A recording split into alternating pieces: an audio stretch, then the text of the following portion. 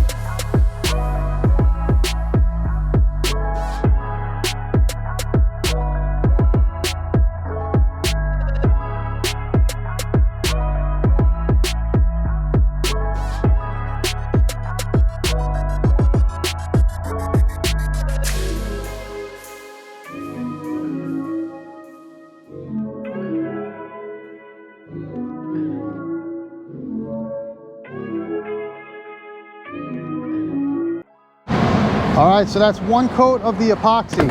And I put it on light because I don't want any reaction. Sometimes if you put down something too wet with all these different kind of paint lines that we see on this vehicle here, you can get some kind of reaction. So dust on your first coat, go light with it, and that way on your second coat you can wet it up. And that's worked out with me through the years of doing this. So if you go in there and you really blast it wet, you're liable to have some type of reaction on some of the feather edges, and I'm sure you guys have seen that through the years. So we're only using this here primer as a barrier coat, so that way we're trapping off what we have on this vehicle before, because we're not too familiar with what it is. There could be some lacquer, there looks like there's base clear, and we weren't going to strip it all the way down to the gel coat on this one. So the body wasn't too bad, but that's why we're going to be slick sanding these parts here. We're not slick sanding the rest of the parts because they don't need it.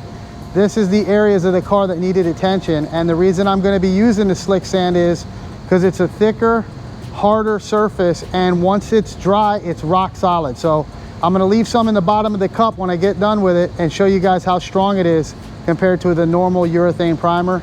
And you guys, if you don't know, epoxy is also a very strong primer. That's why they use it in the restoration jobs.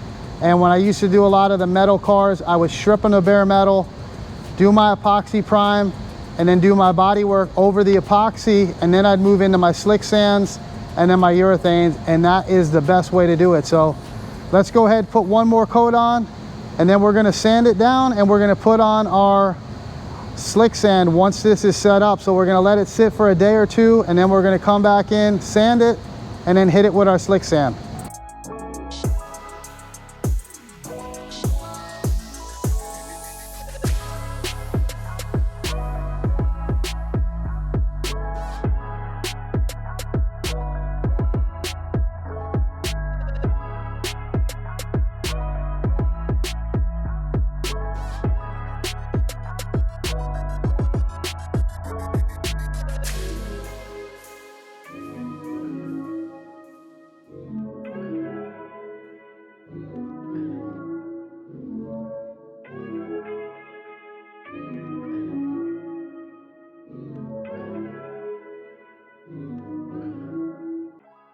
All right, so we got our two coats on now, and now we'll go ahead and let that sit for a couple of days over the weekend. All right guys, so we're headed in. The sun is just coming up. We're gonna go ahead and hit the compressors, get in there and see how it looks. It's all hardened up now. It's been a couple of days, so let's get in there. We'll get it sanded down, and then we'll be slick sanding it.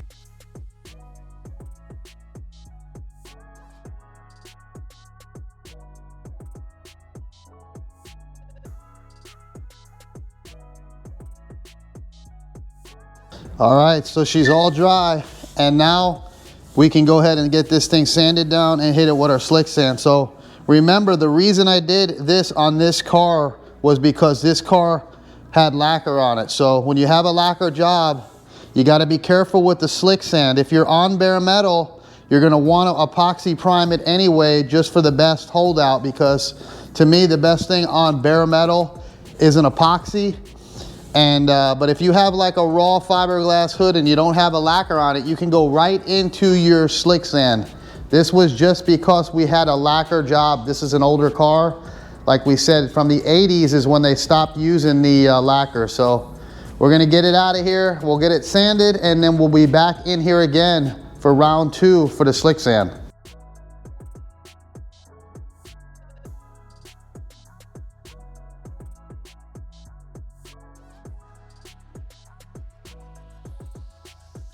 All right, so we're gonna go ahead now and sand it. I did a light guide coat on it, and we're gonna scratch it with a 180, and we're gonna try not to have any breakthroughs on it.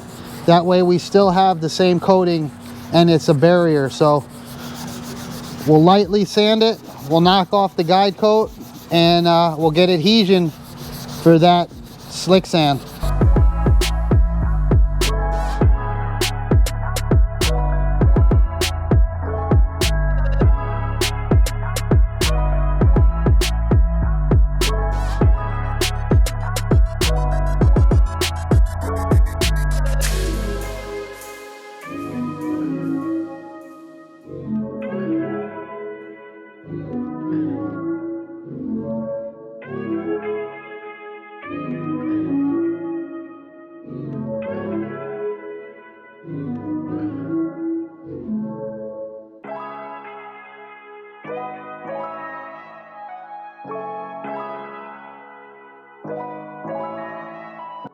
All right, so it's all sanded out, and we got very small little breakthroughs, nothing to talk about, and we'll be getting it in the booth here in a minute. I just got to get this last load out of the booth there, and then we'll get this thing in there and slick sanded. But I wanted to talk to you guys a minute because it was a funny story.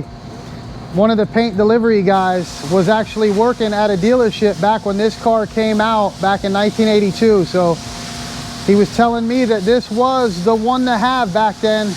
And here it is in the moto trend. This car came in only one color. That's the color that we got here, and it had the special wheels on it. So it was a one-off car. And back then, this car was $23,000, he was telling me. And it was very expensive back in 82 for this car. So this is a special car, and it came in only this kind of champagne gold metallic.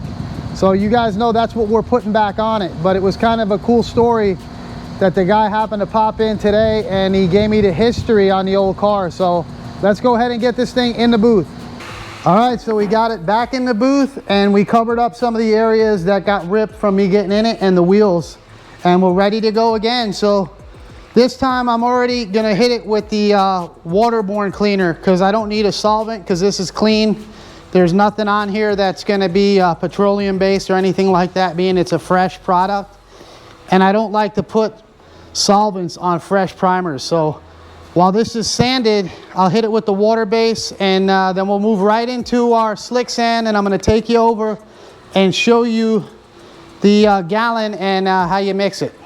All right, so this is the gallon, and when you get the gallon, they give you 4 tubes of the liquid hardener. So it's basically 1 tube per quart, being this is a gallon, and it's 100 parts to 2 parts on the mixing ratio. Everything's on the back of the can to let you know between coats. They want you to wait 10 to 15 minutes, and it air dries in 2 hours at 72 degrees, this product here. So they want you to put 1 to 2 medium wet coats on, and they want you to use a large nozzle, and they want you initially sand with 220 and then finish off in a final to 400 to 600. So you can paint this, and we'll see when we get to the end of this job here if we need to prime it with the 2K or just hit it with our 2K sealer and move right into our base. But it says here that this stuff has superior adhesion to epoxy primer, aluminum, fiberglass, SMC, and wood. So that's good that we use the epoxy,